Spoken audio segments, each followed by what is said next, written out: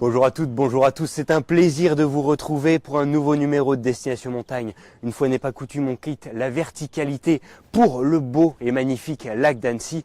Aujourd'hui, on va aller à la rencontre de deux pêcheurs, ils sont juste là, des excités du hameçon qui manient leur art avec dextérité. Bienvenue dans Destination Montagne.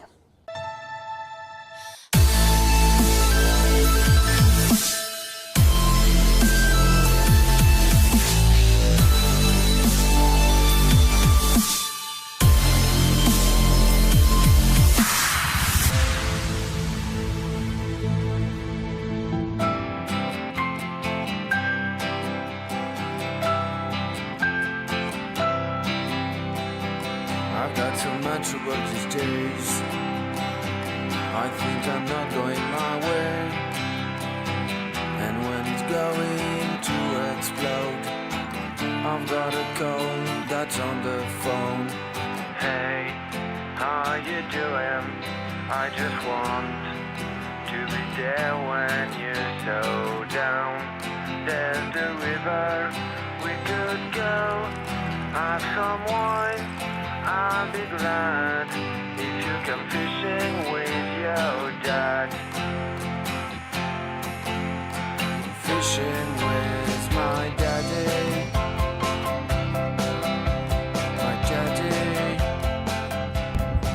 On se retrouve donc sur le lac d'Annecy et j'ai embarqué avec Jean-Pierre. Jean-Pierre, bonjour. Bonjour. Vous êtes pêcheur ici sur ce lac d'Annecy depuis pas mal d'années maintenant. 56 ans. 56 ans.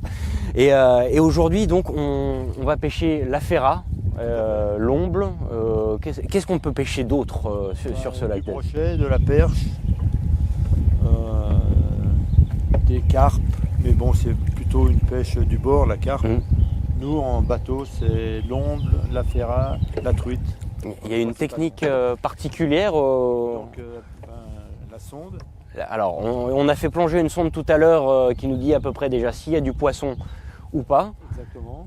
Et à partir de là, Et à partir de là, on laisse descendre nos hameçons qu'on a montés. Et on espère que les poissons vont mordre. tout ça, ça dépend de leur appétit, bien sûr. Exactement. Ah, la pêche, ce grand sport de patience. Tout de suite, c'est le topo de la semaine qui nous emmène un peu plus loin, direction l'Isère et un peu plus vertical. On se retrouve tout de suite après. Aujourd'hui, direction les hauteurs de Grenoble pour un sommet emblématique des portes du Vercors, les Trois Pucelles. Si je pourrais vous en parler pendant des heures, on va se concentrer aujourd'hui sur la voie historique, le couloir Grange. À mi-chemin entre l'escalade et la balade aérienne, cette randonnée verticale se compose de 9 longueurs. Ouverte en 1922, elle est considérée comme une initiation parfaite pour les grandes voies d'escalade. Tout le parcours y est varié, ludique quoique un peu scabreux, bref, une vraie grande voie. Au départ du tremplin olympique de 1968, prendre le sentier écologique pendant quelques minutes jusqu'à la 3e épingle à cheveux. De là, on part gauche toute pour remonter au pied de la paroi qu'on longe par la gauche également jusqu'au couloir. Là, on remonte sur près de 100 mètres pour arriver au pied de la voie, côté droit pour débuter par une très belle rampe. S'ensuit un petit cheminement entre les arbres pour arriver à une belle cheminée côté 5+. Au-delà, on reprend la balade, on passe par une petite boîte aux lettres, puis par une traversée bien gazeuse avant de reprendre l'escalade de fissures dans le Dièdre entre la grande et la petite Pucelle. Le cheminement y est assez logique, presque jusqu'au sommet, où plusieurs choix de sortie s'offrent à vous. La plus logique et la plus belle, c'est de monter au sommet de la grande Pucelle, puis redescendre par les crêtes moyennant un petit rappel. Comptez 4-5 heures pour la sortie en fonction de sa fréquentation. Et oui, comme c'est une classique, nous vous déconseillons les week-ends ensoleillés en pleines vacances, sous peine de grosses attentes au niveau des relais. Quoi qu'il en soit, c'est magnifique et ça vaut bien un peu de patience. Ah, il y a pire comme début de matinée, hein. On est au calme, on est bien, on est serein. Parce que c'est vrai, on le disait, la pêche c'est avant tout un sport de patience. Ah, tout à fait, tout à fait. Si on n'est pas patient, il faut aller faire un autre sport. Mais là, si vous... Oui. Ah, alors en live? Oui, mais loupé. Mais loupé. Il s'est passé quoi alors? Eh ben, vous avez vu, la canne a plongé tout de suite et j'ai ferré et apparemment le poisson s'est décroché. On peut... Ça arrive régulièrement? Ah, oui, oui. Alors, soit sur une touche comme ça, soit sur, comme vous a dit Gérard tout à l'heure, un relevé de sonde.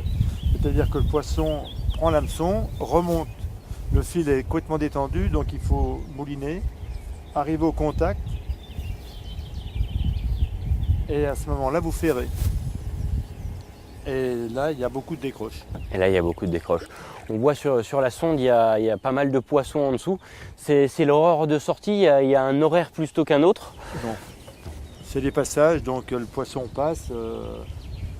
Bon, il passe pas. J'ai encore eu une petite touffe. Hein, mais bon. Vous savez, les poissons, ils passent, donc ils ont des axes. En plus de ça, ils passent toujours au même endroit. C'est-à-dire, quand ils ont un axe, ils passent. Après, donc, s'il n'y a plus de poissons, il n'y a plus, mais il va repasser, ou d'autres pourront repasser, mais au même endroit. Bon, on va prendre un autre itinéraire, celui des airs, avec un dossier qui aujourd'hui nous emmène au sommet du col de la Forclaz et d'une pétition un peu particulière. Si les parapentistes apprécient particulièrement les abords du lac d'Annecy, nombreux sont ceux qui craignent les traces de l'homme dans la montagne. L'un des gros dangers du secteur, c'est le câble de la Tournette. Un câble signalé sur toutes les cartes, mais invisible vu du ciel, et déjà à l'origine de nombreux accidents, dont 2 mortels. Le dernier, en 2015, a donné lieu à une pétition pour son démontage.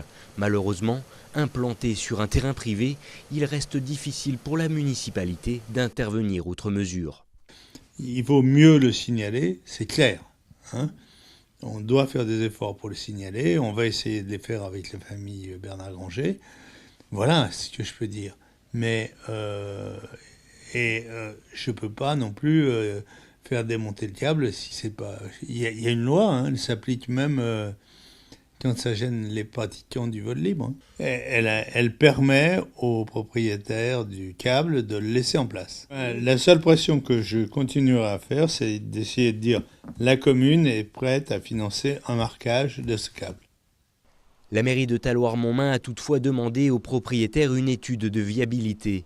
Un certificat qui a donc prouvé son état de marche dans l'optique de réhabiliter le refuge de la Tournette quelques centaines de mètres plus haut, appartenant à cette même famille, mais tombé en désuétude il y a 25 ans suite à des querelles familiales. Mais aujourd'hui, le monde du vol libre s'inquiète toujours de la stagnation du dossier. Moi, ce qui m'attriste, c'est que si on ne l'enlève pas, je suis persuadé qu'il y en aura un autre, quoi. C'est par la force des choses, il y aura un autre accident, quoi. Qu'on ne souhaite pas mortel, hein, mais il y aura d'autres accidents. C'est vrai que tout le monde le connaît, ou presque, mais en fait, il n'est pas visible en l'air du tout. C'est un endroit où on a envie d'aller. Alors, c'est pas parfaitement... c'est pas parfait aérologiquement, je voudrais dire, pour aller là-bas, dans cette zone, mais c'est un endroit où on peut passer, plus ou moins haut, et surtout il est invisible. Il y a des hauteurs, en tant que pratiquant, moi j'ai déjà été surpris, alors que je sais qu'il est là, j'ai été surpris de le voir arriver aussi vite devant moi, donc c'est vraiment un piège énorme, quoi. Malgré les quelques 6000 signatures de la pétition, le câble est toujours là. Reste à espérer une prise de conscience des propriétaires du terrain et de l'ouvrage pour pouvoir sécuriser l'un des sites de parapente les plus prisés d'Europe. Là, vous venez de relever votre fil et pour le coup, il y a pas mal d'hameçons. J'imaginais pas que sur une ligne, une vingtaine d'hameçons. Bon, au moins, ça laisse pas mal de choix. Est-ce qu'il y en a avec plus, il y en a avec moins? C'est-à-dire des lignes avec... Oui, vous pouvez monter. Normalement, les lignes les plus hautes font 18 mètres avec 25 hameçons. 25 hameçons. Ouais, donc, quand on pêche en 50 mètres d'eau, on met 3 fois 25, enfin 3 fois 18 mètres, c'est-à-dire 3 fois 25 hameçons, c'est-à-dire 75 hameçons. Sur une même ligne. Sur la même ligne. Ouais. C'est quand même vachement technique. Hein. D'ailleurs, en parlant de technique, je crois que François Pirot nous a aujourd'hui trouvé une Minute Matos en lien avec notre beau monde lacustre. Alors on ne va pas vous mentir, chez la Minute Matos, on n'est pas vraiment des spécialistes de la pêche, on n'a pas pu s'empêcher de faire les geeks. Et plutôt que de vous proposer le dernier cri en matière de moulinet, on a préféré se pencher sur les outils numériques du pêcheur moderne. Celui qui a retenu notre attention se couple avec une appli smartphone ou tablette, et c'est le Deeper Sonar. L'avantage, c'est qu'il est utilisable aussi bien depuis une embarcation que depuis le bord. Les accessoires de fixation sont disponibles également en ligne. Il intègre un GPS et une connexion Wi-Fi qui va permettre de créer des cartes bathymétriques, de connaître la végétation ou la température de l'eau. Toutes les informations sont ensuite stockées dans l'historique. Dernier accessoire et pas des moindres, c'est un sondeur. Ça veut dire par là qu'il repère les poissons qui passent sous votre embarcation. Les données sont fiables jusqu'à 80 mètres de profondeur et la précision de lecture est de 1,3 cm. La petite friture ne vous échappera pas non plus. À vous brocher et autres ombles chevaliers, plus d'excuses pour rentrer bredouille. Bon bah, Jean-Pierre, merci beaucoup et merci à Gérard également pour ce beau poisson. Alors, vite fait, les conseils de préparation. Alors, en barbecue, un petit peu d'huile sur les écailles. On le passe d'un côté. Quand les écailles sont noires, on le tourne. Noir de l'autre côté, le poisson est cuit. Tout simplement, rapidité, efficacité. Voilà. Et au cas où... Et autrement, donc avec en carpaccio, donc il faut faire des filets. Le filet, vous le mettez au congélateur pendant une quinzaine de minutes pour le durcir simplement. Ensuite, vous taillez des petits filets, des petits morceaux, je veux dire des petits filets, que vous mettez dans une sauce, donc avec du citron, de l'huile d'olive, des herbes, macéré toute la nuit et vous le mangez le lendemain à midi. Eh ben, on n'a aucune excuse. Merci beaucoup, on va se régaler. Cette émission est déjà terminée. On se quitte avec quelques extraits tirés du web et nous on se retrouve la semaine prochaine. À bientôt sur 8 Mont Blanc. Aujourd'hui, vous vouliez patauger dans l'eau, eh bien c'est fait. En ligne depuis quelques semaines, cette route vertigineuse du Népal subit un tantinet la fonte des neiges et les intempéries. Ce n'est pas cela qui va arrêter ce chauffeur de bus qui n'a qu'un seul objectif, vous ramener à bon port. On vous laisse juger par vous-même si les règles de la sécurité routière ou navale sont respectées. Rangez vos affaires de ski, ressortez les gilets de sauvetage et autres combinaisons en néoprène. On vous dit à la semaine prochaine et continuez d'être prudent en montagne.